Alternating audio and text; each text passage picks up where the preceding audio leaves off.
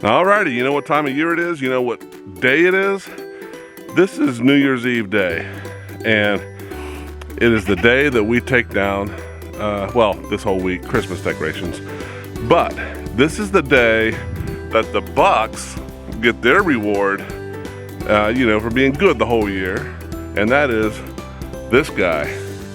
They're gonna munch on that natural dewormer. They're gonna munch on that natural dewormer for a couple days now.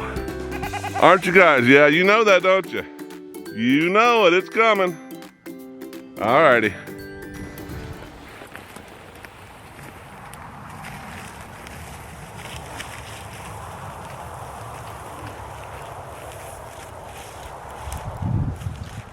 Good one.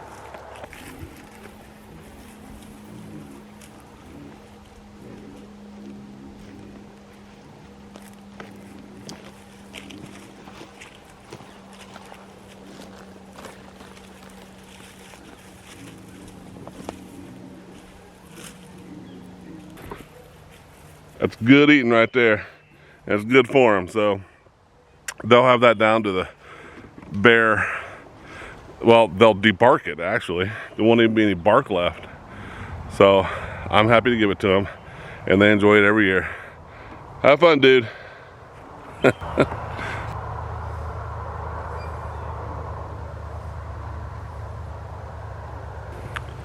right, you want to hear something kind of funny?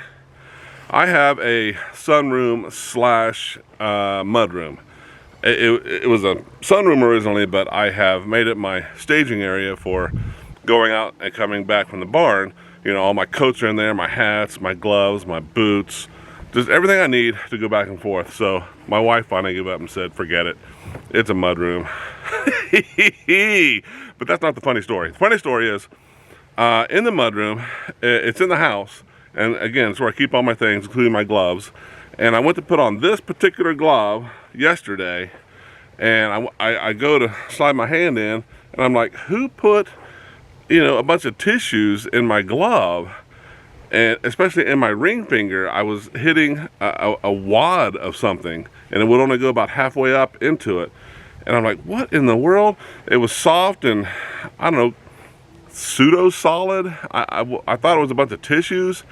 So I took the glove off and I start feeling it like this, trying to see what's going on, and out through the bottom popped a mouse. That mouse had taken up residence in my glove in my house. I did a little jig while I hit the floor, and it took off, and I'm sure in that melee somewhere there was a sound like a squealing, screeching 9-year-old girl. Don't know where it came from, but it was there, I think. Anyway, isn't that weird? In the house, so you never know where a mouse is going to be. I did find a mouse trap handy and was able to dispatch it. So my wife was like, good, it's not in the house, but it was originally. She doesn't know that. Well, she does know that, but she doesn't care. So anyway, that's my funny story, and I'm sticking to it. This little guy is a conundrum. I know, obviously, who the mom is, but gray right there. He is about, man, I don't know, a third her size, and he's already over a year, so, or he's just coming up to a year. Wait, yeah.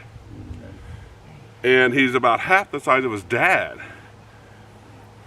I was attributing his smallness to his environment earlier, because he was in with a real bully of a brother. And I thought maybe it stunted his growth, but he is not growing. He's a little guy. I mean, cute as a button. Faints all the time. But I thought his dad was Kubo. I mean, it still could be.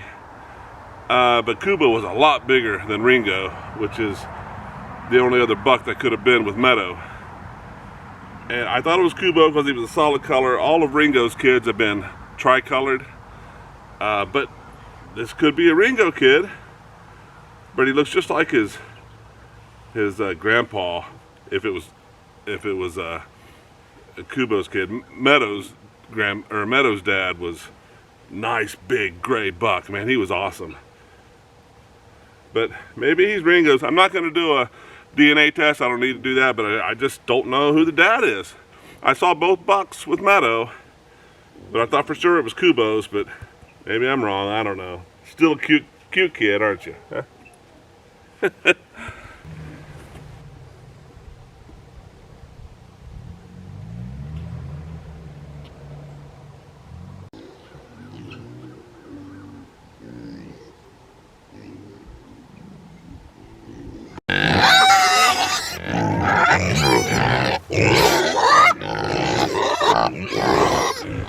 This little paddock right here hooked into this one that goes to a stall I've been using when Clover had her pigs, when some goats kid, and I had them in here for the turkeys.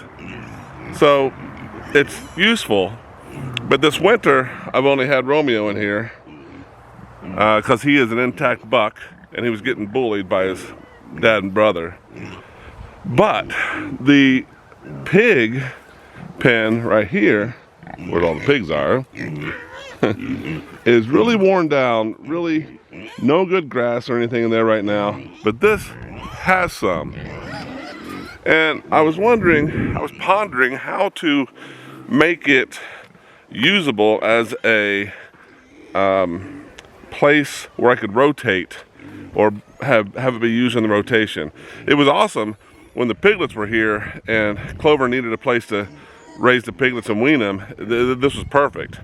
But now that they're back over here, I was thinking, how could I make this a rotational reality? Because I have no climb fence, 2x3 no climb fence between here and here, and that would just be a pain for me to make a gate, because you got to keep it taut, put new, probably, at least 6-inch diameter post in, blah blah blah, and I just didn't want to really mess with that. So I'm standing here looking at the pigs, looking at the farm. I'm in this part of the pen. There's the one I built last year, and here's the gate to come in here. I'm like, duh, this has hog panel right here. I've made 1 million hog panel gates, so I can hog panel gate right here and have an awesome way for them to get in here and use this when needed. I just found another project, but it won't be hard and it'll give me an answer to something. So, yay. I just love this doe right here, Meadow. She's my fave. She's pretty. She's friendly. Yeah. Okay, girl. How you doing out here, huh? That's her daughter right there. She's a noisy dog. But, yeah, I love her too. But she's a little bit more flighty than this one.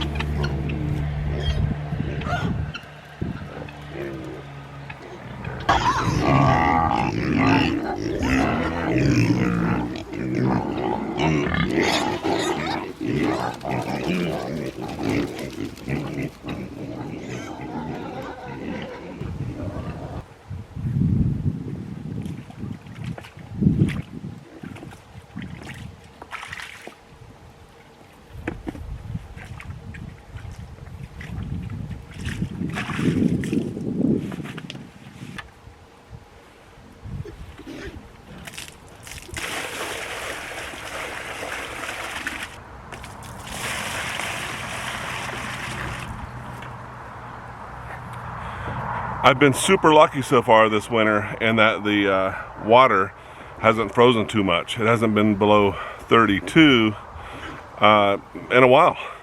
And if it does get below, it warms up during the day, so it thaws, but doesn't mean colder temperatures aren't coming.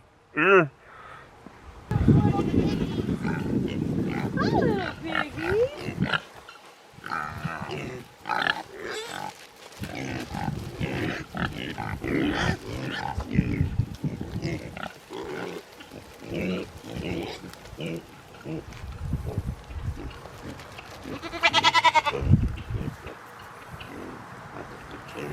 Let's see if the goats want some of that.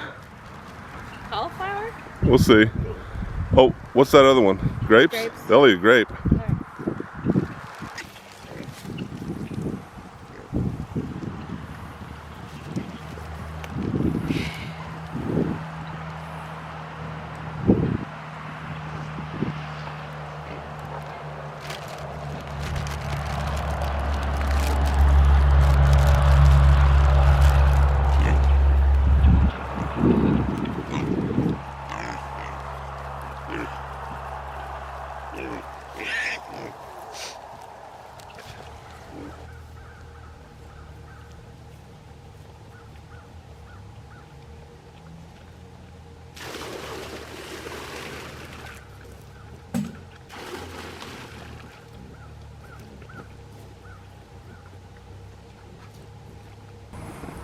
I've used headlamps for years doing the nighttime chores, and they're invaluable.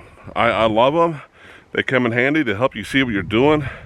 They let you see your way when you're walking, etc., etc. Now, I live in the country, as you can see, so I'm always wondering, you know, is there anything out there watching me?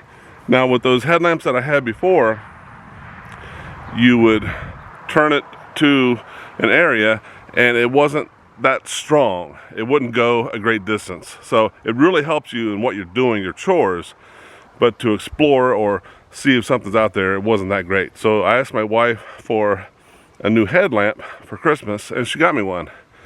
And that thing has a spotlight mode. And I can see things just, it seems like miles away, man. It's awesome.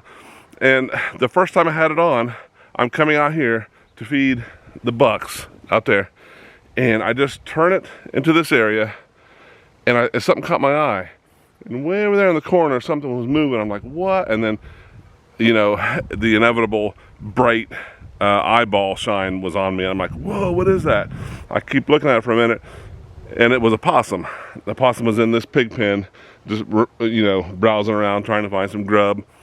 But the point is, with my other head lamps, I wouldn't have seen it. Wouldn't have known it was there. So on the first night I wore it, it paid off, and it's just been awesome. Oh yeah, it helped me. I know this is no big deal, but there was a cardinal up one of these trees at night. Wouldn't have been able to see it. I heard it floating around, spotlighted it, boom, there it was. It's just, I don't know, it's the little things, remember? I always tell you it's the little things. I love it.